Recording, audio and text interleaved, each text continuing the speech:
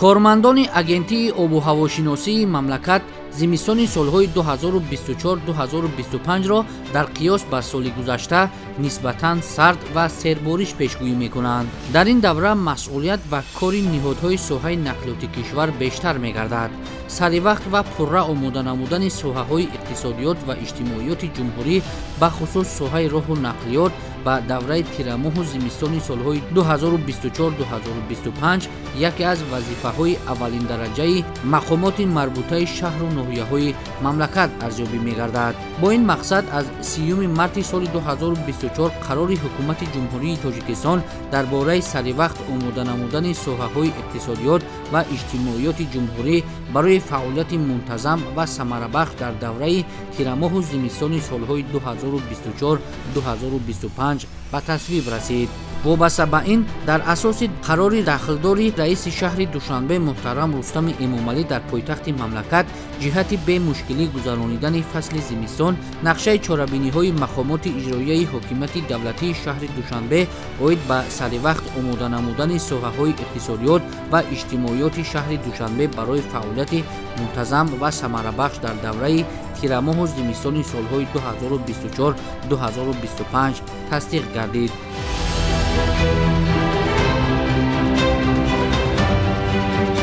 дар фасли зимистон таъмин намудани ҳаракати воситаҳои нақлиёт ба хусус мусофирбари шаҳрӣ яке аз масъалаҳои муҳим ба шумор меравад.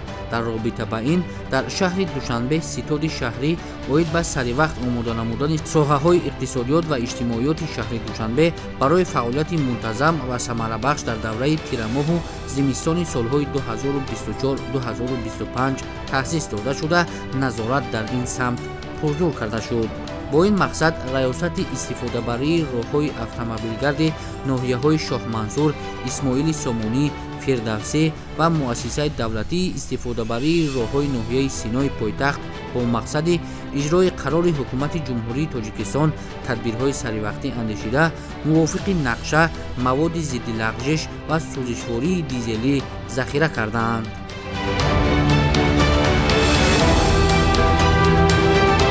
раёсати истифодабарии роҳҳои ноҳияи Шоҳмансур барои нигоҳдории зиёда аз 226 километр роҳ дар маҷмӯъ 4100 тонна намаки техникӣ захира намуда техникаҳои соҳавиро таъмир ва ба фасли зимистон пурра омода кардаанд.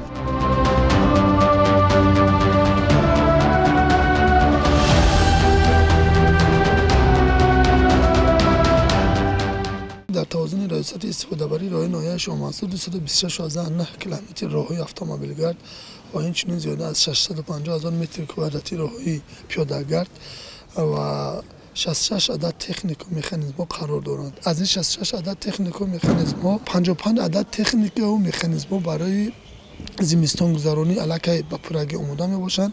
аз ин 55 адад техника ва механизмҳо 33 ададашон мошинҳои бели барфрӯ, 9 адад мошинҳое ки ҳам бели барфрӯ доранд ва ҳам таҷҳизотҳои қумпоше ки бо худ қум гирифта дар роҳҳои автомобилгард барои об намудани барфу ях мепошанд ва дигари он 17 адади онҳо мошинҳои боркаш механизмҳо дигар намуди нақлиётро и роҳдориро дар назар дорад ки ба пуррагӣ аллакай аз ҷиҳати таъмин намудани қисмҳои эҳтиётӣ автошина, аккумулятор ва дигар қисмҳое ки иваз кардан лозим буд аллакай ба пуррагӣ иваз намуданд. тасол барои нақлиётҳо заруриро ки 1,5 литр аз рӯи нақшаи тартиб дода шуда нақшабандӣ карда шудааст, он ҳам ба пуррагӣ захира карда шудааст ва баъзе аз техникаҳоро аллакай ба иваз намудани равғанҳои дизелӣ ва инчунин тасол аллакай ба пуррагӣ омода мебошад. намаки техникӣ ба миқдори 4100 тонна аз рӯи нақшаи тартиб дода шуда ба пуррагӣ омода мебошад. раёсат аз рӯи нақшаи тартиб дода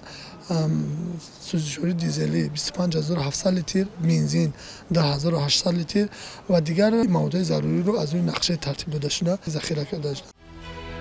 намаки техникии дар анбор буда сӯзишвории дизелӣ моеи ба сардӣ тобовари техникӣ ва дигар маводи истифодашаванда имконият медиҳад ки дар фасли зимистон кормандон бо истифода аз техникаҳои соҳавӣ роҳҳоро коркард ва аз барф пок намуда ҳаракати бемушкилии нақлиётро таъмин намоянд. طبق اطلاع مسئولان ساحت در ریاست استفاده‌بری راه‌های ناحیه 780 نفر فعالیت می‌کنند که سهم آنها در تازه کردن راه‌های حدود ناحیه نظررس می‌باشد.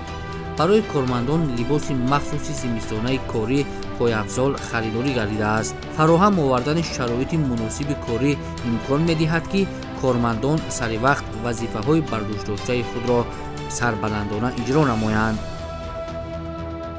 در حدود ناحیه شاه منصور که ریاست در سال 2024 35500 متر کواdraتی راه‌ها را برای مفرش‌کنی نقشه‌بندی کرده شده بود که تا به امروز زیاده 37000 متر کواdraتی علاقه راه‌ها به پرگی تعمیر کرده شده است که آن هم راه‌های داخلی شهرک و محله‌ها خطرهای نقلیات مسافرکش علاقه به پرگی تعمیر کرده شده است. دیگر سمتی که برای آمادگی به فصل سرما ریاست آماده نموده است این تازه نمودن جویبارهای آبگذر که از روی نقشه ترتیب داده شده 257751 متر طولانی رو که ریاست از نقشه بندی کرده شده بود برای تازه نمودن این لطاک‌های پوشیده و اینچنین کشوده تا به این روزه 100% نقشه یعنی 257000 متر طولانی رو علاقه به پرگی تازه کرده شده است. در سمت تکنیکی یگان مشکل تا به امروز به ما به چشم رسیده است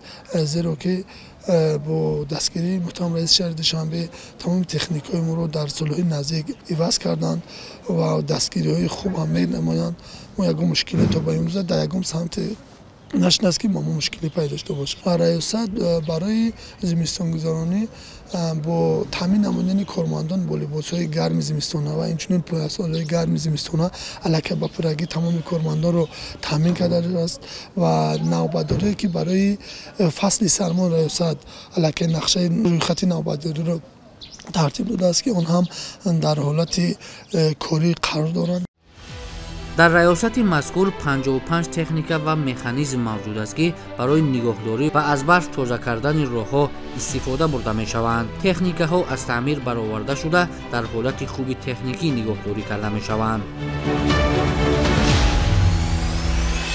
در موازنت مؤسسه دولتی استفاده‌بری راه‌های ناحیه سینای پایتخت بیشتر از 260 کیلومتر راه موجود است.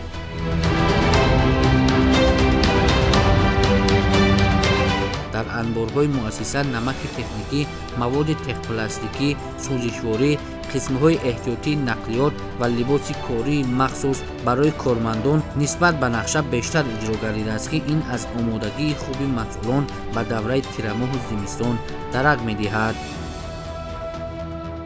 مؤسسه دولتی استفاده‌بری راه‌های ناحیه سینو در اساس دستور و سپارش‌های مقامات اجرایی حکومت دولتی شهر دوشنبه و همزمان در اساس دستور و سپارش‌های مقامات اجرایی حکومت دولتی در ناحیه سینو و در اساس آیین‌نامه خود فعالیت نموده در سال جاری یک قطار کارهای آبادانی کودیزارکنی تعمیر جوری راه‌ها را در حدود ناحیه بر راه مانده است.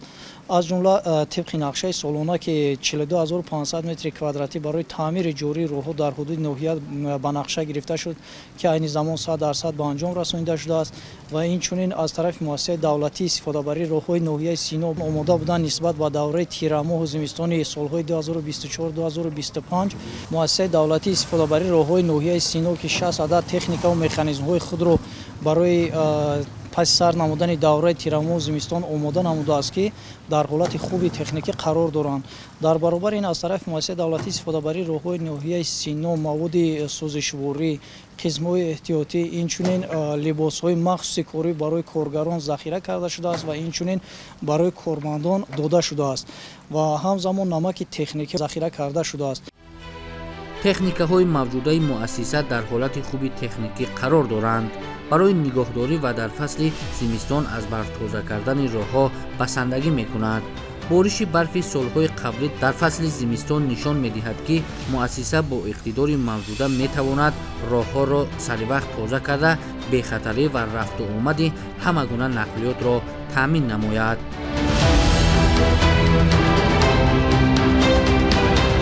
خوشبختانه با دستگیری و توجه به واسطه رئیس شهر دوشنبه محترم رستم امامعلی جهت بهتر نمودن فعالیت ثمره‌بخش ریاست استفاده‌بری راه‌های پایتخت تکنیک‌های نو و زمانوی صحوی خریداری گردیده است.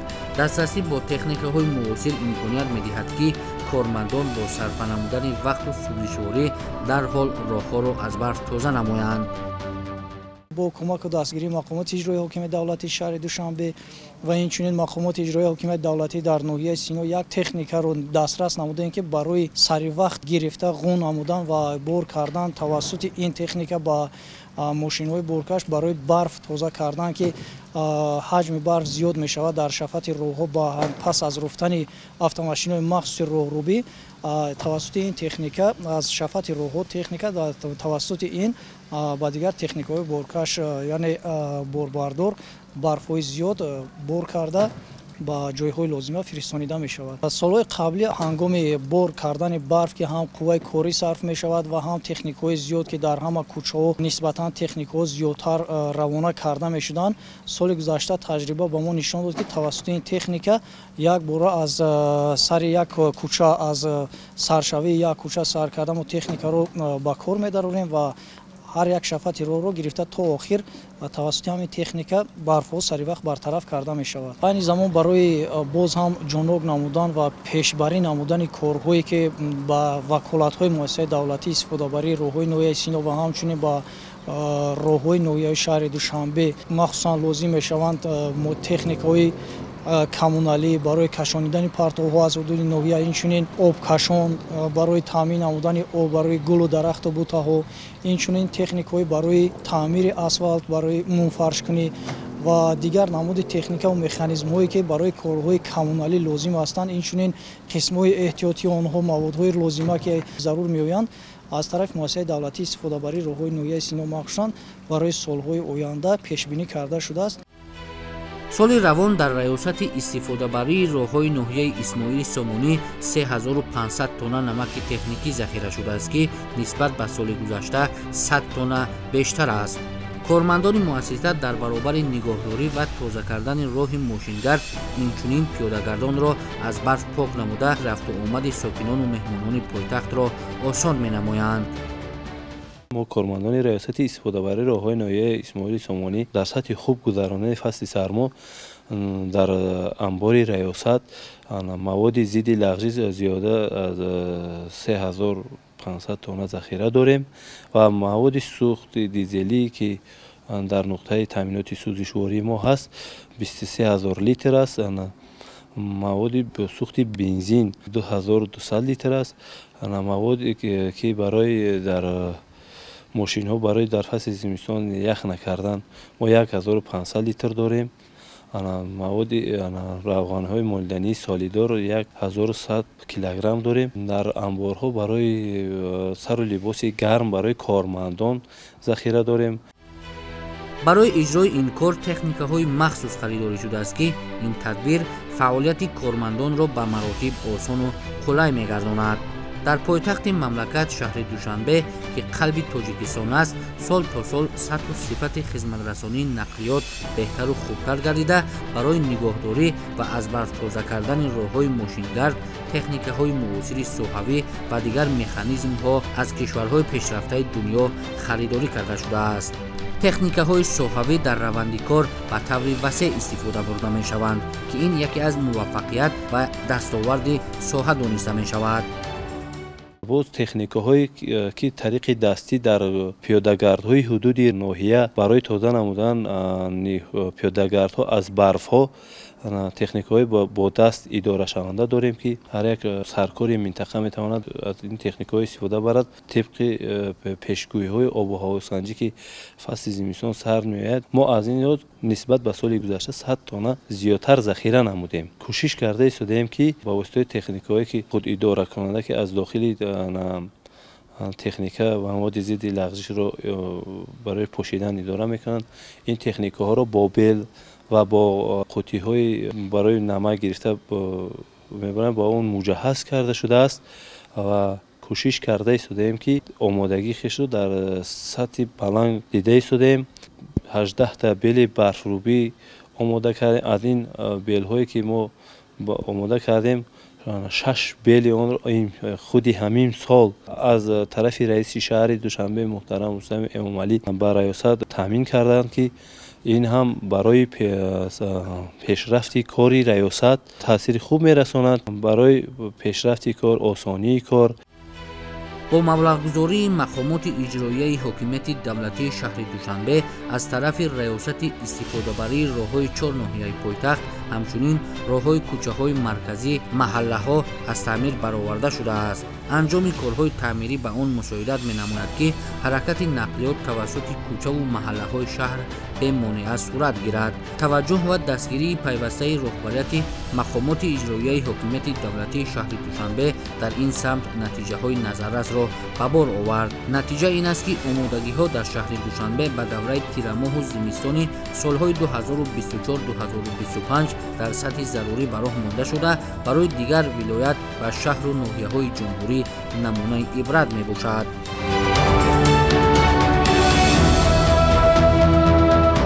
сол ба сол бо дастрасӣ пайдо кардани раёсати истифодабарии роҳҳои ноҳияҳои пойтахт бо техникаҳои нав барои кормандон шароиту имкониятҳои беҳтар муҳайё карда шуда, раванди иҷрои вазифаҳои вогузоршуда саривақт ва босифат ба сомон расонида мешаванд. дар заминаи дастгириҳои ҳамешагии роҳбарияти мақомоти иҷроияи ҳокимияти давлатии шаҳри Душанбе, иқтидори техникии раёсати истифодабарии роҳҳои пойтахт пуриқтидор гардида, дар фасли зимистон барои тоза кардани роҳҳои автомобилгард ва пиёдагард ягон мушкилӣ пеш намеояд.